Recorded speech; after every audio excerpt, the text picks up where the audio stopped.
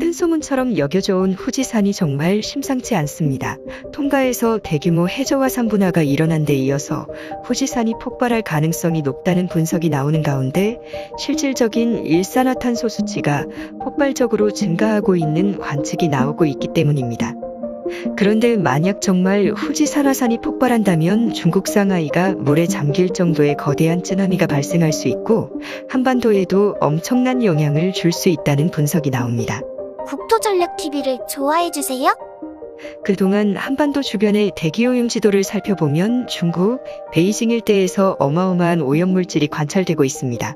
이 오염물질은 편서풍을 타고 사시사철 한반도로 불어오고 있는데요. 이 오염 수치는 세계 최악의 수치로서 대기오염 지수가 안 좋기로 악명 높은 인도보다도 높은 상황으로 중국 국토 전체가 검붉은색으로 나타나고 있습니다. 그런데 후지산 일대의 일산화탄소 농도가 현재 심상치 않게 관측되고 있습니다. 후지산이 있는 혼슈섬의 시즈오카현과 야마나시현의 경계 지점에 정확히 일산화탄소 지수가 며칠 동안 높게 관측되고 있기 때문입니다. 일본 열도는 비교적 오염물질 배출원이 적은 편이어서 해당 위치가 현재 일본 열도에서 가장 높은 일산화탄소 지수를 보여주고 있는 상황입니다. 후지산 인근 와카야마현과 야마나시현 인근에서는 지속적인 여진이 발생하고 있습니다. 도심 곳곳에서는 야밤에 새떼들이 대피하는 소동이 관측되고 있고 300년 만에 대폭발이 일어날 수 있다는 우려까지 생기고 있습니다. 그렇다면 후지산 화산이 폭발했을 때 주변 지역에 어떤 영향을 미치는지 살펴봅니다. 첫 번째, 후지산 마그마의 분화.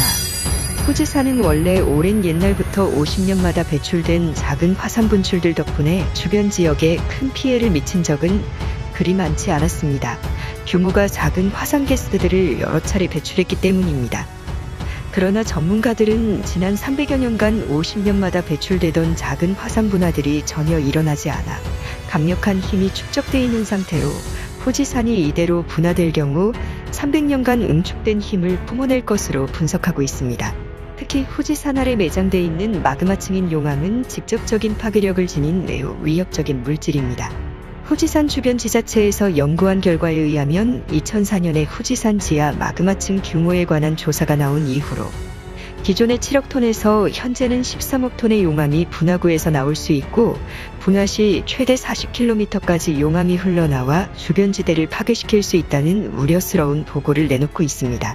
인구가 일본에서 가장 많이 밀집해 있는 도쿄 수도권 일대는 용암으로부터 안전한 편이지만 후지산 남서쪽의 후지노미야시를 가장 위험한 지역으로 분석하고 있습니다. 후지산 주변에는 여러 개의 산봉우리들과 협곡들이 인구가 가장 많이 밀집한 도쿄 수도권을 막아주고 있기 때문에 용암으로 인한 피해 규모는 적을 것이란 분석이 나옵니다. 하지만 용암이 흘러내려가면 후지산 남쪽 간사이 지방과 관동 지방을 연결하는 주요 간선 교통망인 도카이도 신카센 노선을 비롯한 주요 고속도로가 끊어져 버리게 되어 일본 간사이 관동 지방을 연결하는 지상 교통망과 화산재로 인한 항공망이 차단되어 대혼란이 일어날 것으로 보입니다. 1815년 인도네시아 탐보라 화산이 분출했을 당시에 섬 전체를 화산쇄 설류가 휩쓸어서 섬 전체의 인구 중에서만 2,000명이 희생당했고 오로지 살아남은 사람은 26명밖에 없었던 사건이 있었습니다. 그뿐 아니라 1980년 분출한 미국 세인트 헬렌스 화산의 경우에는 마그마가 산꼭대기의 분화구에서 분출할 줄 알았는데 산꼭대기의 분화구가 아닌 산의 측면부에서 마그마가 분출하면서 어마어마한 인명피해를 냈던 적이 있습니다. 만약 후지산 역시 도쿄 수도권 군마현의 활화산인 아카기화산, 하루나화산에서 마그마가 분출하게 될 경우 도쿄 수도권 인구 밀집지대가 자리 잡은 간토 평야에 그대로 마그마가 쏟아질 수 있어서 매우 주의를 기울일 필요가 있다는 지적이 나옵니다. 두 번째, 화산재로 인한 피해. 용암으로 인한 피해는 후지산 주변 지대가 인구 밀도가 높은 지역이 아니기 때문에 피해 규모가 크지 않을 것으로 예상하고 있으나 문제는 화산재로 인한 피해입니다. 4억 9천 입방미터의 화산재가 대기 중으로 방출될 수 있으며 이 화산재는 편서풍을 타고 최대 30cm 높이까지 화산재를 쌓아 올릴 것으로 보고가 나오고 있습니다. 후지산 동부 지역은 바로 세계 최대의 대도시가 만들어져 있는 도쿄 수도권이 형성된 지역으로 화산재가 30cm 높이까지 쌓이게 될 경우 목조주택이 많은 도쿄 수도권 지역의 많은 주택들이 붕괴로 인한 피해가 있을 것으로 분석하고 있습니다. 후지산 화산 폭발로 인한 피해는 최소 약 30조 원에 달하는 수준이며 국제적인 지원을 받아야 할 수준이 될 것이라는 경고가 나옵니다.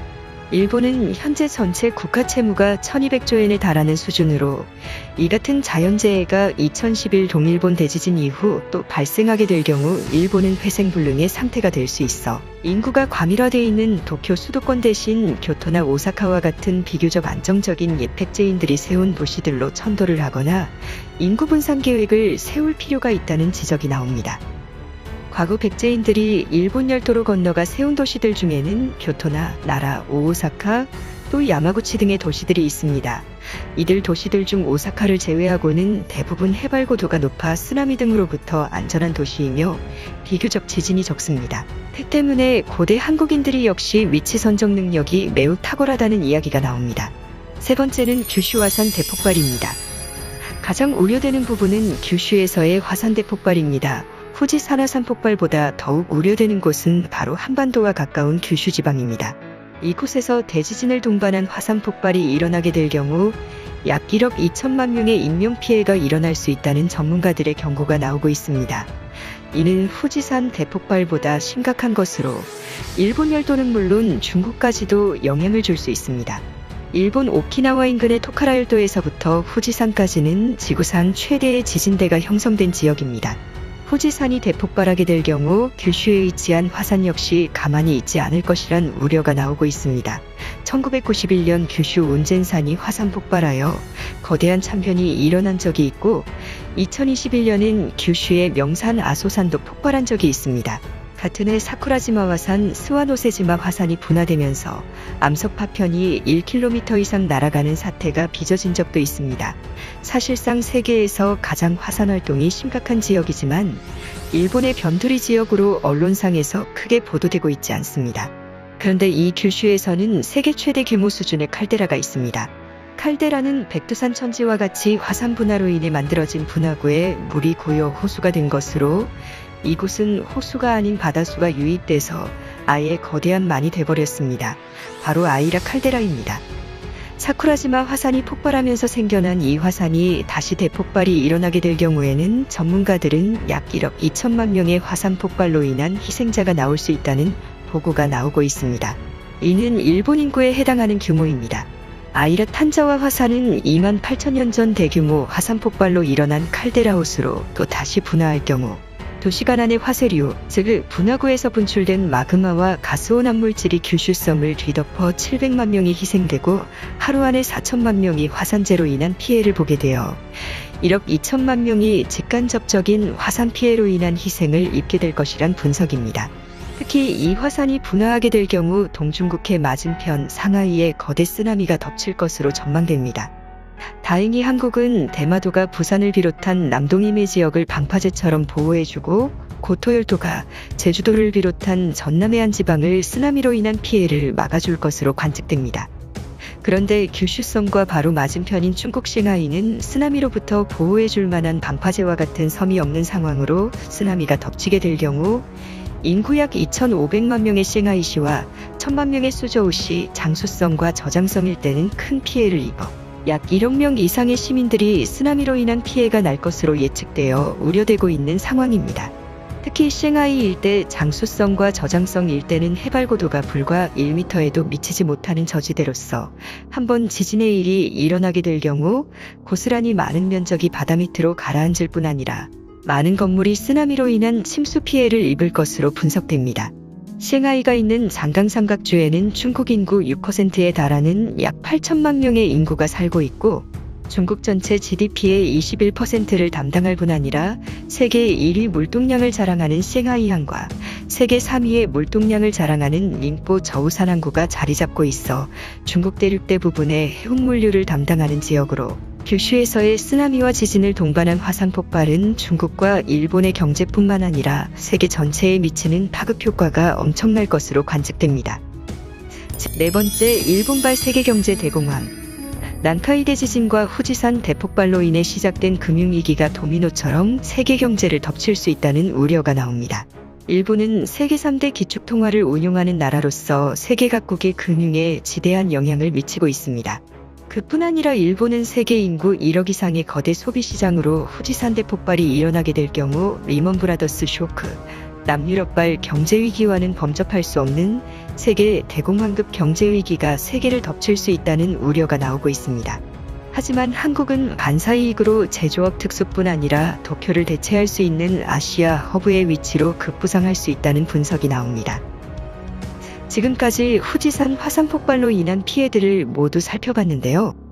다행히 한반도는 사시사철 서쪽에서 동쪽으로 부는 편서풍의 영향으로 후지산 화산 폭발로 인한 낙진 피해는 거의 없을 것으로 전망되고, 또 규슈 지방에서 일어나는 쓰나미와 같은 지진의 일 역시 대마도와 같은 자연 방파제가 막아주고 있어 비교적 안전한 편입니다. 한반도는 자체적인 대륙판을 어느 정도 형성하고 있습니다. 동쪽으로는 일본 열도, 서쪽으로는 한루 단층지대가 형성돼 있어서 중국 대륙과 일본판이 한반도 밑으로 말려 들어가는 형국이 되고 있습니다. 즉 중국이나 일본은 가라앉는 땅이고 한반도는 떠오르는 땅인 것인데요. 단군항검의 위치 선정 능력이 재조명받는 이유입니다. 중국과 일본과는 확연하게 다른 안전한 지질 환경을 갖추고 있습니다. 그뿐 아니라 주요 대도시는 화강 한반의 단단한 지질 위에 도시가 세워져 있어서 사람이 살기에 아주 안전한 환경입니다.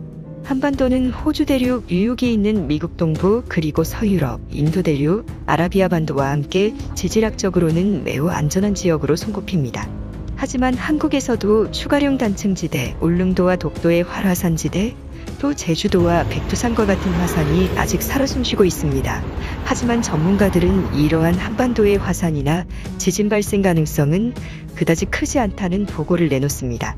최근 들어 주목받고 있는 백두산의 경우에도 화산이 분화될 경우 편서풍의 영향으로 화산재가 대부분 일본 열도 방면으로 날아가 거대 화산 분화가 일어나도 인구 대부분이 밀집한 한국의 대도시권에 미칠 피해는 매우 적을 것으로 관측하고 있습니다.